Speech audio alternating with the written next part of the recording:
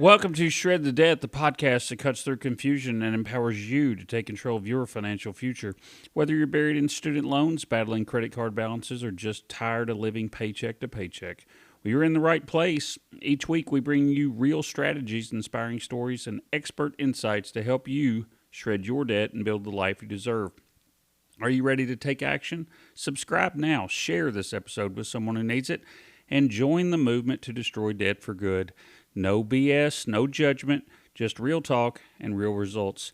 Let's get to work. Well, guys, I'm Mike Boone. I'm your host, and this week we have an episode that I've been like giddy about for the last few weeks to get on the air, and I didn't really know how I was gonna attack this show, and that's what's taken me so long. And even today, I'm tired of making you wait, but I'm not really sure how we're still going to tackle it. But it's investing. That's what we want to talk about today. I want to get you guys, on the second or third floor of this life building experience that we've been discussing for the last season and a half of this show. I think it's very important to discuss budgets and discuss extra how to make extra money and how to eliminate waste, and all the things that we have spoken about in previous episodes are very important. They are the framework, they're the foundation to help get you on the right track. But then it's like, once we talk about that and we have people that send emails in, and we basically have a revolving story of very similar instances. There's people that listen to a show, but they didn't listen to the other 14 shows before it, right? So they get attached to the show, they get interested, and then they have a question that maybe we covered in a show 10 episodes before. And that's okay, right? Because that's what we do, and that's the purpose of the show, is to bring awareness and help you grow in a manner that is effective and helps you and benefits you in your personal life and in your financial journey. So that's the basis of today's show. I'm going to start basically with talking about different types of investing. Okay, there's like a free range investing, and that's kind of what you do on your own. There are different apps that you can use. There's several different banks. Large banks have their own trading portion where you can download an app and you can trade on your smartphone. I mean, it's really easy to make trades. And then there's the old-fashioned investing that we'll talk about, and that's the one we'll talk about first. And that's your 401k or your Roth IRA that's offered through your employment. That's the most common when people are talking about investing. When we talk about investing, we automatically associate that with retirement, and that's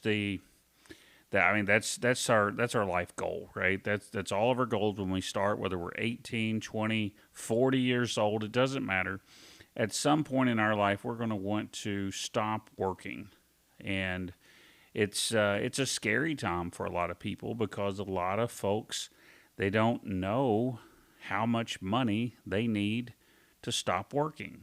And I've talked with people. I've had friends of mine that are older that have, they have a certain lifestyle that they have grown accustomed to. And when they stop working, if they don't adapt to the fixed income scenario, then they're pressured to go back to work. If they don't want to make changes to their lifestyle or make changes to their spending, they end up going back to work. And there are a lot of people that are in their 70s that still have a house payment. Very, very scary. It's very finance is a very scary thing for a lot of people, and it can be if you're not properly prepared for it. And the cool thing about this show, and what I really like, is I really like the people that are younger, the younger folks that tune into the show that I get emails from that are starting out. And it's not like I'm running a parenting class here.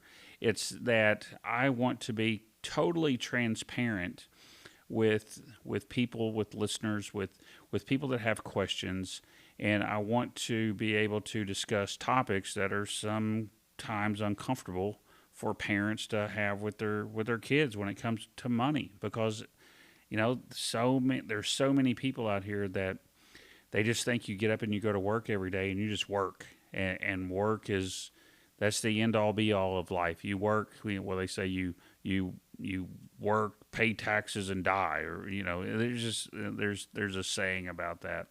But what I want to get into with this show, and I want to talk, I want to discuss about the like retirement options that we have, and I'm going to talk to you about like personal investing that I feel gives you more control and has more of a sense of pride in when you see it build and how it builds. And there's some tools that you can use and different investment types that you can look at that help. I guess they help your end game.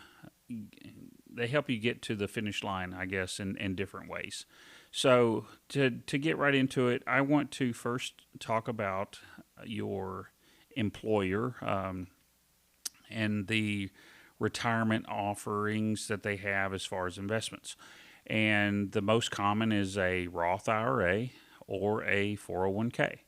Now, my place of employment, they offer both, and they offer a match to each of those. Now, the match is a no-brainer, and I may have brought it up in previous episodes where we talk about 401k a little bit. But when we're talking about the 401k and a match, or even the match on your Roth, whatever your employer is matching, guys, that is absolutely free money. There is no risk. There's nothing. That is as free of money as you will ever. That's like going outside and finding $20 on the ground in a parking lot. That's free money. Okay, so the cool thing about that is as well is that money is also going to make money. Okay, and you're not going to see it as defined as when we get into the other type of investments, because you have more control over those personally.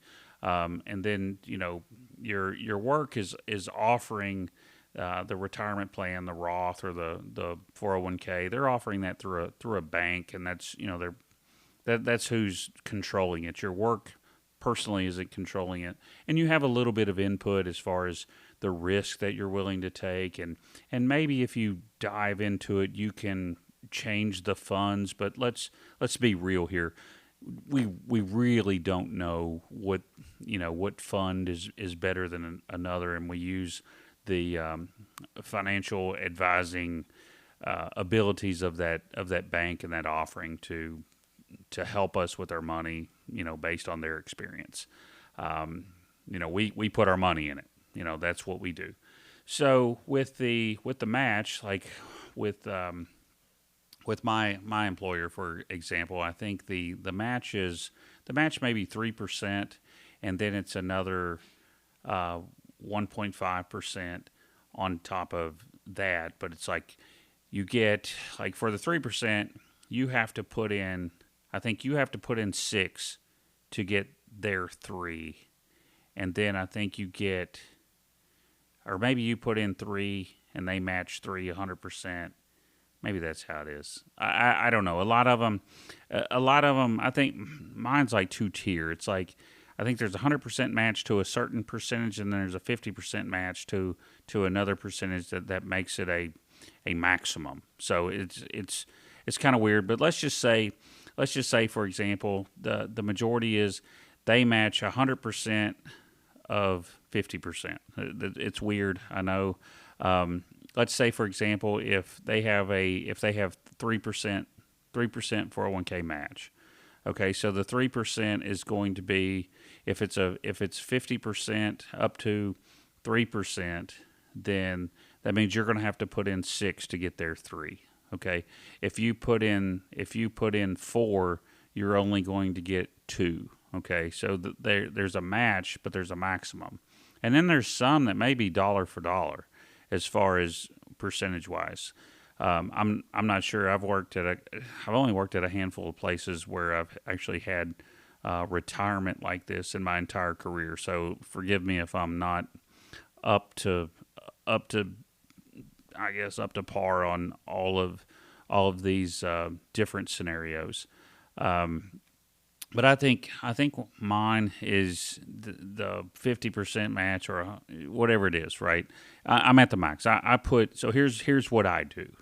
And if you listen to any of the Ramses or whatever, they're going to tell you that once you get defined in your like with your budget, and once you get your emergency fund built up or whatever, you want to put in 15%. That's the the golden number of 15%. Okay, so if you put 15% in, if your work matches 3% or 5% or whatever it is, if you're putting in 15, you're getting there five. Trust me, that's the most. Like you're getting the absolute match. But if you're not at 15 yet, please, if you have the ability to have the 401k or you have the Roth and you have the match, that match is free money. So if it takes you putting in 6% of your pay to get back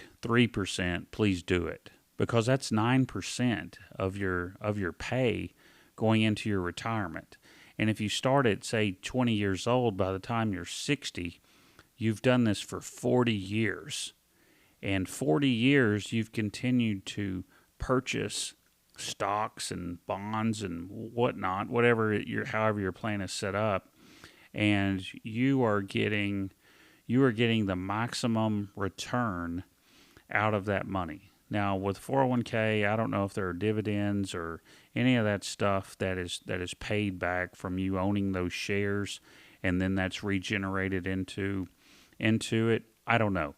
I can tell you from the secondary investing, if you do it personally and not through your company or through through that line, I can tell you a little bit different, and that's what I'm gonna get to in a minute. But if you get free money from your work and you want to maximize that match, if you can do that, guys, whenever you're able to retire, you're going to have that money. Okay. Now, here's where it gets fun, and this is where you have more control. There are different ways for you to personally invest, and you can do this through, basically you have to have a trading platform. So there is like Fidelity, SoFi, Ally, Webull, E-Trade. There are a ton of different banks that allow trading. One of the most well, I guess the two most popular that I know of are Fidelity. That's one of the most popular ones, and then Webull, Robinhood. The list goes on and on. Now these are trading platforms that you can use on a desktop or you can use on your smartphone. So the cool thing about that is you can buy stock. Okay, you can buy your own stock, and you can buy and sell that stock like it's I don't know, like it's a used car, and you can buy and sell it every day if you'd like, or you can buy and sometimes the stocks have what they call a dividend. If you're not familiar with a dividend is basically a profit of the share that is paid out to the shareholder on either a monthly, quarterly, or annual basis. Um, the a typical stock, just a common stock, say I'm just going to shoot names. These are by no means companies that I'm saying to go purchase stock from. Okay, we'll get that. We'll have that from the top side here. I'm a financial coach and not a financial advisor. Okay, so I can coach you on how you should look at your spending and where you should make efforts to improve or I basically can point out areas that I see that are of waste or could use improvement or something like that. I'm in no way going to tell you that you need to buy this company's stock or whatever. That's not, if you were tuning in on this show, you probably just turn it off and go listen to somebody else, because that's not what we're going to get into in this show. So with common stock, let's say a company like Dollar General or Lowe's or companies like that, Home Depot, CVS. I'm just trying to think of stocks that pay out a dividend. I think Verizon is one that's usually pretty good. Coca-Cola, all these stocks pay a quarterly dividend. So what that means is every quarter, so 4 times a year, they're going to give a payback of, so many cents per share. There's like, I want to think the last time that I owned CVS, I think the dividend was like 40 some cents or something like that. So what that means is for every share that you own, you're going to get 47 cents. So if you own 100 shares of something, you're going to get $47 back every quarter in a dividend. Now the cool thing about that is that's free money. Okay, that they're just basically paying you to own the stock. The stock's doing well, you own it, you're part owner of the company, and this is basically your profit sharing. And what you can do is you can enroll yourself into what they call the DRIP. Sounds cool. It's not what the young kids think it is, but it's a dividend reinvestment plan. Okay, that's your DRIP. It's dividend reinvesting. So what you're going to do is you're going to take, if you own 100 shares of that, you're going to take those 100 shares, you're going to get that $47, and then you're going to buy $47 worth of that stock, and then you're going to do that every quarter. You're going to continue to do that. Now, there's also a type of trading that is aside from common shares, like a store stock or a single company like Lowe's, Home Depot, those sort of things. There's what they call an ETF. Okay, and an ETF is an exchange traded fund. Okay, now that's a little different because that's like a combination of several different investments. There's call options on some. There are just different. Basically, it's like it's like a soup. Okay, maybe the stock is like fried chicken. So it's fried chicken. It's green beans. It's carrots. It's specific to whatever that thing is. And then an ETF would be like a soup. So it may have some corn and beans and carrots. It may have a lot of different things within that same won't call it a stock, but ETF. So it's still a traded fund, but it's not a common stock. And that's where things get really cool. There are ETFs that are paying monthly dividends. And if you're looking at it from a retirement standpoint, this is a good paycheck because you can buy ETFs fairly cheap if you're considering getting a monthly payout. So a lot of banks, I know Chase has or maybe it's J.P. Morgan. I think there's one that comes to mind is it's JEPQ and JEPI. So it's like their ticker is JEPQ and then JEPI. There's one that I'm familiar with that is SVOL. It's SVOL is the ticker. And the cool thing about it is these pay a monthly dividend. Okay, and for example, I'm going to give you an example right now of how this works because you're like, well, what does this mean for me? Give me some numbers so I can understand what this is going to mean for me. So let's take an ETF or stock. Let's say an ETF that is $16 a share. Okay. And you're going to buy 100 shares of it. So you're $1,600 invested. And let's say the monthly dividend is 28 cents. So every month you're going to make $28. Okay. So $28 reinvested, after the first month, you're going to get 1.75 shares for free. After month 2, you're going to get 1.78 shares for free. Month 3, 1.81 shares for free. So after 3 months of just this reinvestment, so you've spent $1,600, but after only 3 months, you've gained 5.34 more shares. Okay, and then if you look at it over the course of 36 months, let's go 3 years. Okay, so 3 years, you're gaining over 60 shares. That's 60 free shares for not doing anything. Okay, and what that equates to is I went ahead and I'm like, okay, well, you're like, well, that's not very much money, but I did it over a course of 20 years. So after 20 years, your share count goes from 100 to 1,100. Okay, so you've gotten 1,000 free shares just for doing nothing. A $1,600 investment has now turned from 100 to 1,100.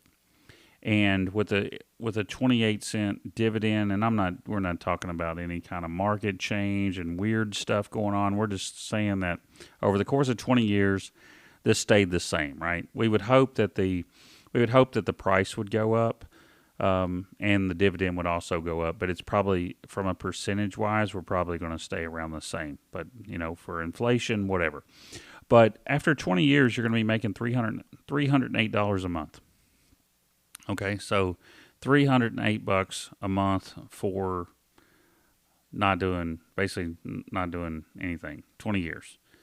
And then let's say if you had some extra money and you wanted to throw $100 a month into this on top of the drip, right? So that's if you just bought 100 shares at $16 a share at $1,600. But now let's say your initial investment's at $1,600, but then you add $100 of your own money into that.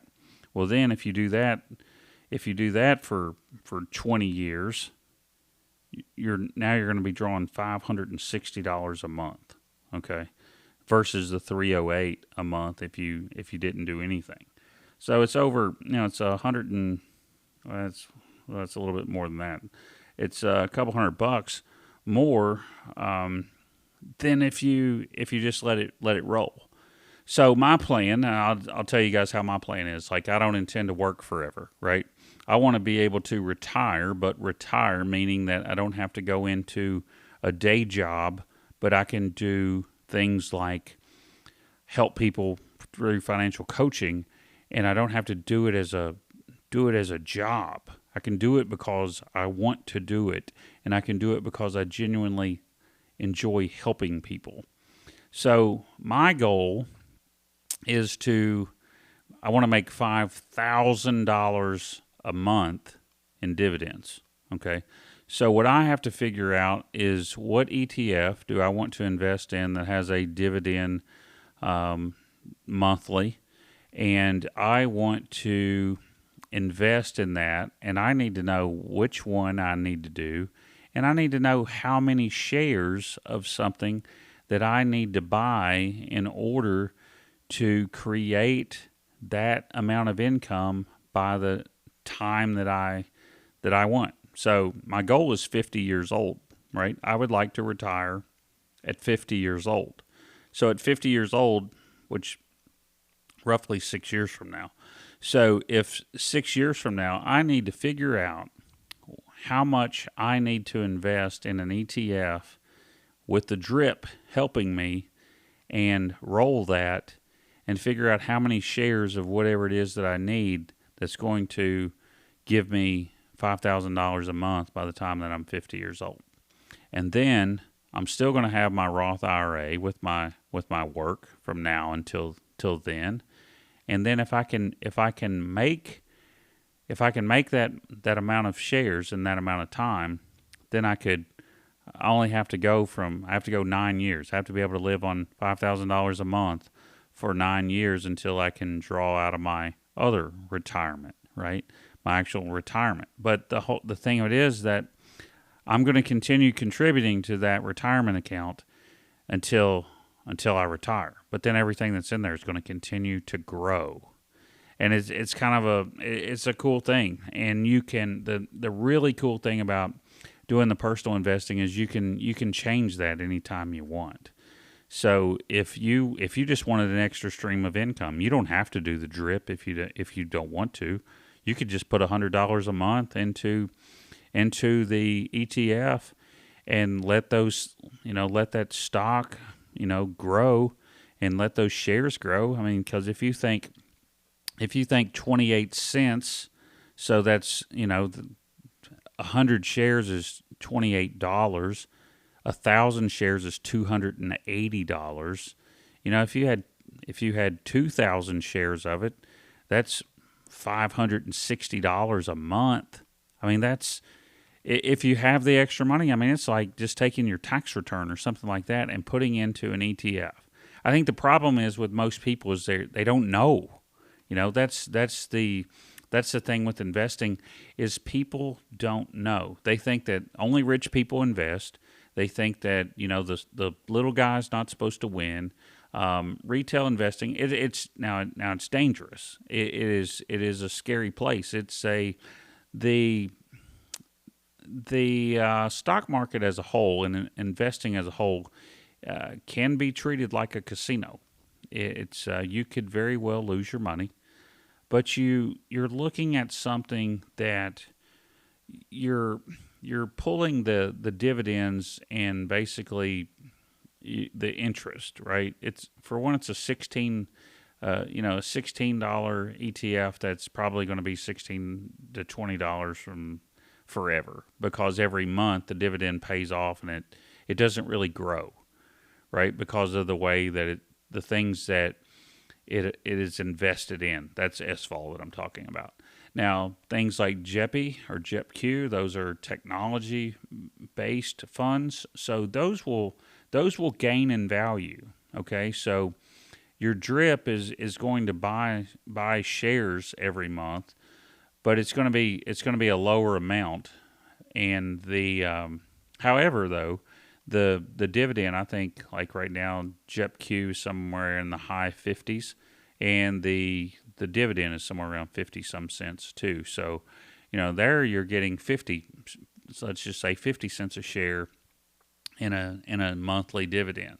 So if you have the extra money, you can invest in that stuff, and then if you find something different that you want, you can sell it and then go to something else, or you can diversify and you can just try to learn more about these ETFs. And the ones that are lower risk, they're just like a savings account basically. They're not invested. All of these aren't invested in things that are very high risk, and that's what makes them appealing to a lot of people, a lot of older retiree age people.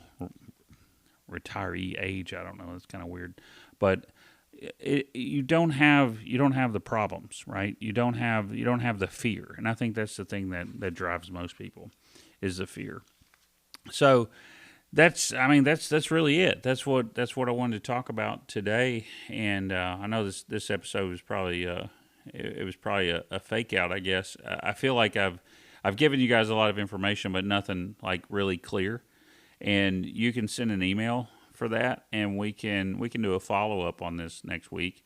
And I'll try to get back on schedule with our shows. I know we've been MIA for a little bit. There's been a lot with in my personal journey, professional journey. There's a lot of traveling going on here as of late.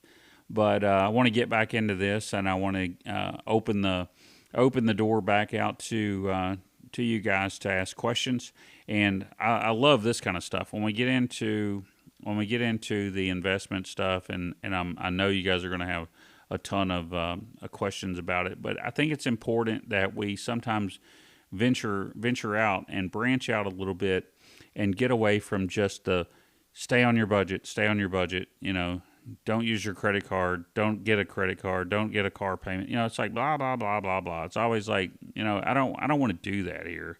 I want to show you guys the options that we have with money and making our money work extra for us so we don't have to work as hard for it, right? So that's the plan here. So what I would like to do is I would like to offer it up. If you guys have any questions about investing, or there's some water cooler talk around your work and you have questions, send them to me. We'll put them on the next show, and we'll break down your questions or your concerns that you have, and we'll grow from there. So I want to thank you guys for tuning in to Shred the Debt, where financial freedom isn't a dream, it's a plan. If today's episode has helped you take one step closer to crushing your debt, don't keep it to yourself. Share it, rate it, and leave a review. If you want more tips, tools, and motivation, follow us on socials and join the Shred the Debt community. We're out there on the TikTok. We're out there on the Instagram. We have a YouTube channel. Everything is Shred the Debt. Not really active on the TikToks, but all of our shows upload a week later on YouTube. So if YouTube is your thing, but the podcast is what keeps us going. And I just want to thank you guys for tuning in. And until next time, keep pushing, keep planning, and keep shredding. You guys got this. We'll see you next week.